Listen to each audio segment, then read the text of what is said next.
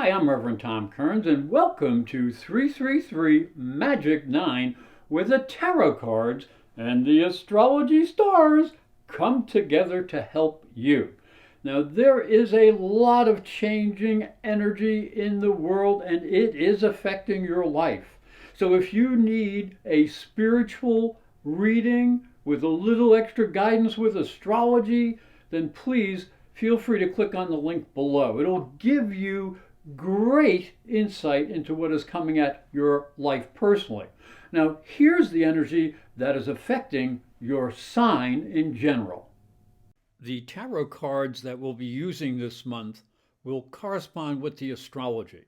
They are the King of Swords, which represents cutting things out that need to be cut. The Eight of Wands, which represents communications and activity. The Nine of Pentacles, which represents stability of purpose, and the Wheel of Fortune, which represents opportunity and the future.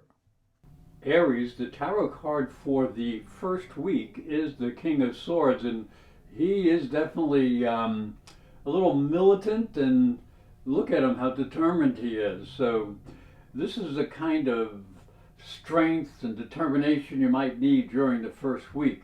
These qualities can really be useful, and especially at the end of the week when there is a challenge that demands you cut frivolous activities so you can make important changes. Now, you're going to have to be cautious towards the end of the week, but you must take needed action. Just do so with wisdom.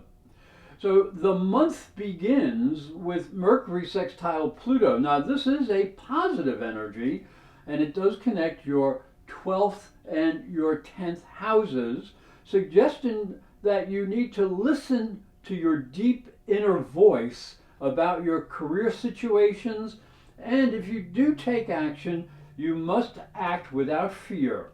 Now then, Venus up here will sextile Mars. Now that connects your first house and your third house, and that'll help you communicate your feelings to those who you truly value, those people who are close to you. It can also help improve your environment. Then a Mars-Neptune square. Now that could be a little bit difficult, Mars-Neptune square. At the end of the week, and this is where the king comes into play, suggests you keep your secret desires secret. Others just may not understand your needs, or they just might choose not to understand them.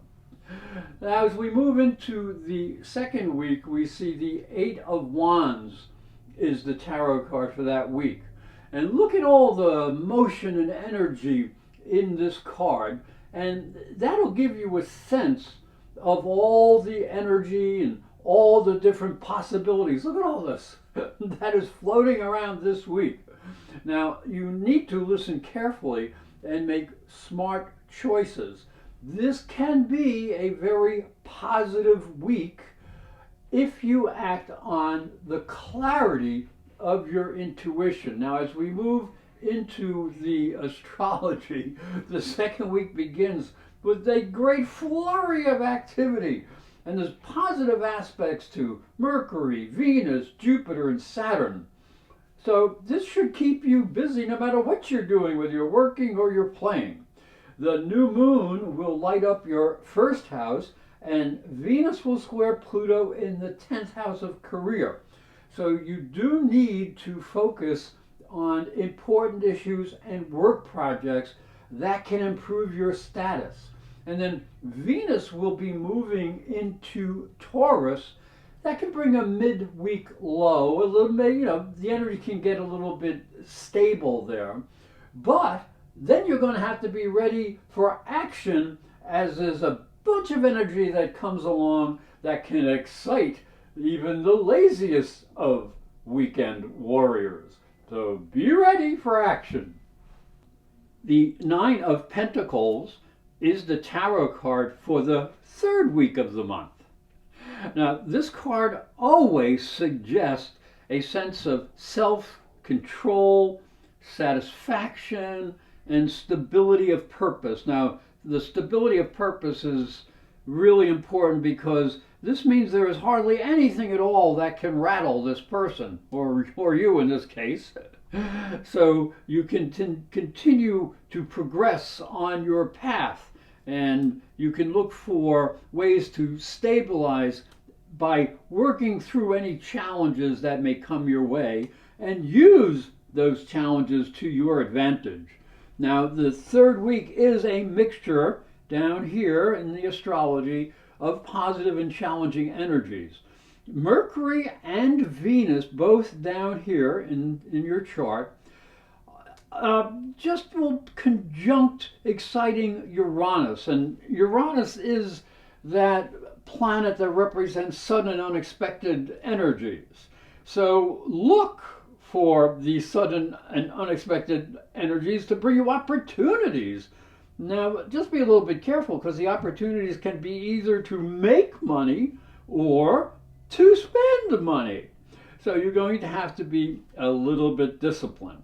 Now, this discipline will be helpful because a few days later, both Venus and Mercury will square Saturn. And that's when the bills may start coming in for what you have spent earlier.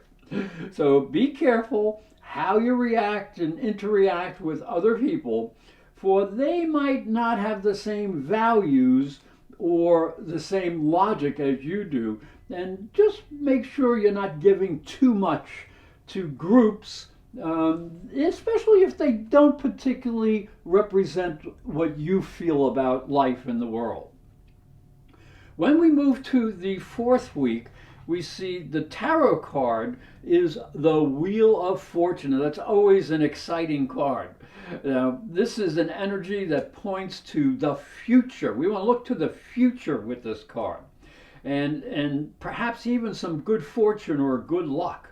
So this is a good time to put new plans into motion as the universe may be moving in your favor or pushing you in the right direction. So remember, though, that good fortune is the reward of hard work.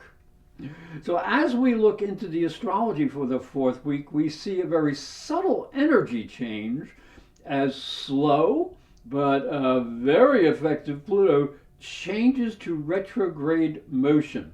Now, you have to make some changes in social or career plans. So review what you've experienced over the past few months, and that'll show you what needs to go and what needs to grow. And then here comes the magic of the wheel. There is a Sun Uranus conjunction, and this is in your second house. Now, that's the house of resources and money and talents. So that can bring sudden and unexpected change in your financial situations. So you're going to have to let common sense be your guide when investing your resources. And remember, the best resource you have is or are your own talents. So develop your talents, and then you'll be able to make more money.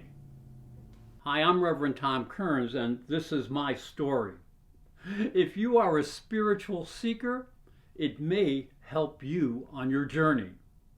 I believe your spiritual development is as important as your religion.